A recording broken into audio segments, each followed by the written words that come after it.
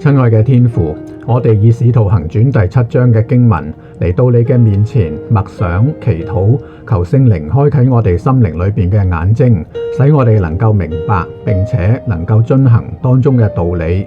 使徒行傳第7章主要記述司提反去殉道，以及殉道之前佢對猶太人嘅最後一次講道。佢係勇敢地指控以色列人嘅忘恩歷史。喺本章嘅第1節，大祭司說：果真有這些事嗎？呢句說話係延續於上一章使徒行傳第6章11節，猶太人就收買人來說，係指控司提反。我們聽見他說褻瀆摩西和神的話。第13節，猶太人設下假見證說，這個人不斷地說話，侮辱神聖的地方和律法。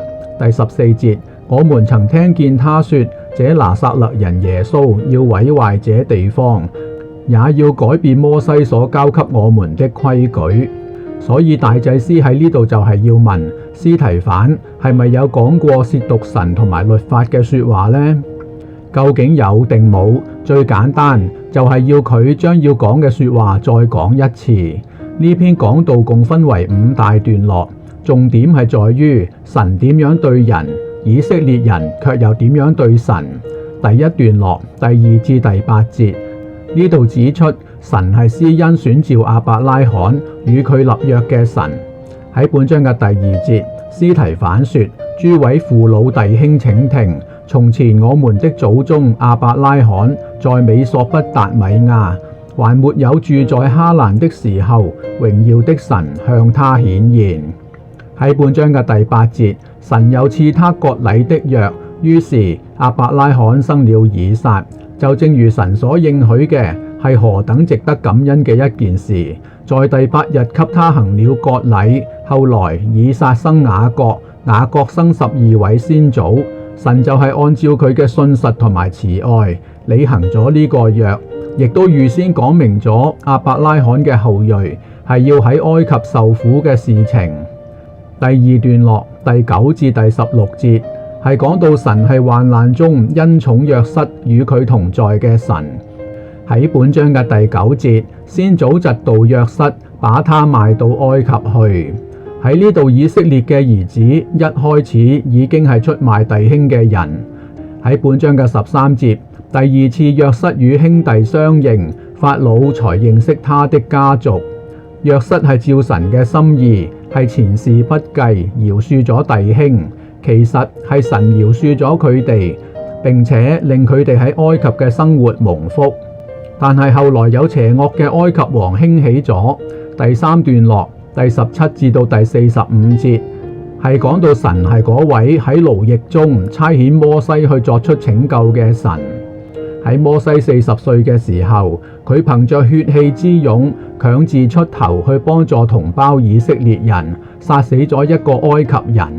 喺本章嘅26節，第2天，他遇見有人在打架，就想勸他們和好，說：二位你們是弟兄，為什麼彼此欺負呢？27節，那欺負鄰舍的人把他推開，說：誰立你作我們的領袖和審判官呢？喺呢度，呢個人仲暗示要將摩西殺死埃及人嘅事件揭發告密。呢度又係一件出賣弟兄嘅行為，就令到摩西要流亡咗40年。喺本章嘅37節，這人是摩西，就是那曾對以色列人說：神要從你們弟兄中給你們興起一位先知像我的。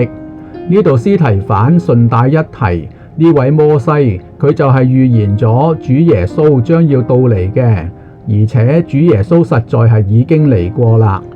而呢一班後來被拯救離開埃及嘅以色列人，佢哋又點樣呢？喺本章嘅39節，我們的祖宗不肯聽從，反棄絕他，他們的心轉向埃及。40節，對亞倫說：你為我們做神明，在我們面前引路，因為領我們出埃及地的這個摩西，我們不知道他遭遇了什麼事。佢哋不但係本章嘅41節嗰度講做咗金牛犢，並且喺本章嘅42節，佢哋又敬拜天上嘅日月星辰各種偶像，所造成嘅當然係蒙受詛咒嘅各種惡果，係自招嘅。終於到咗王國嘅時期，第4段落第46節至到第50節，係指出神係建立大衛嘅王國，並且准許所羅門建造聖殿嘅嗰位神。喺本章嘅46節，大衛在神面前蒙恩，祈求為雅各的家預備居所，就係建造聖殿。47節，但卻是所羅門為神造成殿宇。但係呢度嘅以色列人應該清楚知道，所羅門去建造聖殿之後又點樣呢？佢係娶咗眾多嘅外邦女子，令到全國陷入拜偶像嘅罪之中，以致司提反喺呢度嘅結論就係本章嘅48節，其實至高者並不住人手所做的，就如先知所言。第49節，主說：天是我的寶座，地是我的腳凳，你們要為我做怎樣的殿宇？哪裏是我安歇的地方呢？意思係呢個聖殿並唔係神安歇嘅地方，神並不喜悅呢個聖殿，係因為以色列人一直都係拜偶像同埋犯罪。最後係本篇講道嘅第5段落，第51至到53節，神就係嗰位道成肉身，就係主耶穌基督，佢係嗰位被殺害嘅神的兒子。喺呢度，司提反係直斥其非，揭露當時嘅猶太人嘅罪惡，係從佢哋嘅祖宗傳落嚟，係一脈相承嘅。喺本章嘅51節，你們這硬着頸項、心與耳未受割禮的人啊，時常抗拒聖靈，你們的祖宗怎樣，你們也怎樣。意思就係由雅各嘅兒子開始，一代一代以嚟，佢哋都係出賣弟兄、拜偶像、無惡不作嘅。佢哋抗拒神，甚至於殺害屬於神嘅人，就係神嘅先知。喺本章嘅52節，先知中有哪一個不是受你們祖宗的迫害呢？更有甚者，他們把預先宣告那義者要來的人殺了。如今你們成了那義者的出賣者和兇手了。就係佢哋不單殺死咗預言彌賽亞要嚟嘅先知，而家佢哋竟然殺死咗神所差遣嚟佢自己嘅兒子，就係彌賽亞主耶穌基督。喺本章嘅53節，你們領受了天使所傳報的律法，就係摩西律法，竟不遵守。意思就係從摩西五經開始，聖經裏邊一直指向差遣彌賽亞呢件事情係要發生，你哋卻係並冇遵守。司提反講到呢度，一切真相已經大白啦。其實並唔係司提反佢有褻瀆摩西同埋摩西嘅律法，亦都並唔係佢有褻瀆聖殿同埋聖地，佢一切都係按照歷史嘅事實同埋聖經所記載嘅去講。只係佢講出咗真理。乜嘢係真理呢？真理就係事實嘅真相。呢個真相就係自古以嚟由佢哋嘅祖先開始，到咗現在嘅佢哋都係作惡犯罪嘅，係得罪神嘅。佢哋甚至罪大惡極，係親手殺死咗彌賽亞。關於呢個真相呢度嘅說話，彼得喺第一篇講道中亦都曾經講過。但係當真理顯明嘅時候，人係會有兩種唔同嘅反應，係兩種極端不同嘅反應。對於願意相信嘅人嚟講，喺使徒行傳2章37節，眾人聽見這話，覺得扎心，就對彼得和其餘的使徒說：諸位弟兄，我們該怎樣做呢？但係現在嘅情況並不相同，呢度係一班頑梗叛逆嘅人。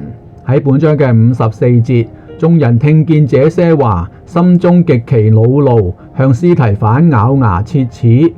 本章嘅第2段落，第55至到第60節，司提反係顯出咗主耶穌基督佢榮耀嘅生命特質。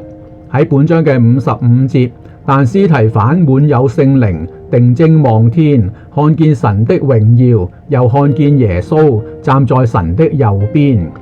56節就說：我看見天開了，人子站在神的右邊。主耶穌喺天上一向係坐在父神的右邊嘅，但係喺呢度，司提反表達出佢見到主耶穌佢係站起來。站起來所表達嘅意思係十分豐富。首先，主耶穌佢必然係十分關注現在所發生嘅事情。其次，主耶穌佢亦都係準備好咗要迎接司提反返嚟啦。再者，一般嘅情況之下，極為讚賞嘅情況之下，觀看嘅人係會站起嚟表達支持嘅。呢度所表達嘅似乎正有呢個意思。表面上睇，當時係眾人喺度審訊司提反，實情係喺神嘅眼中係司提反去審訊眾人。喺本章嘅57節，眾人大聲喊叫，捂着耳朵，齊心衝向他。第58節，把他推到城外，用石頭打他。喺呢度繼續講作見證的人，留意呢度係作假見證嘅人，把他們的衣裳放在一個名叫掃羅的青年腳前。當時呢個青年掃羅，佢亦都只係一個虛偽嘅法利賽人，佢同流合污。但係呢一幕喺佢嘅眼前歷歷在目，係佢畢生難忘嘅，永遠都記得。佢喺年老嘅時候，將呢件事情詳細咁講咗俾本書嘅作者路加知道。就係司提反佢活出咗主耶穌基督嘅生命表現。喺本章嘅59節，他們正用石頭打司提反的時候，他呼求說：主耶穌啊，求你接納我的靈魂。第60節，然後他跪下來，大聲喊着：主啊，不要將這罪歸於他們。說了這話就長眠了。但係當時嘅掃羅，佢仍然係冥頑不靈，甚至冇聽從佢自己嘅老師加瑪列佢喺第5章38至39節嘅勸告，反而係積極咁參與咗與神為敵嘅行動。喺下一章開始，掃羅佢更加會變本加厲。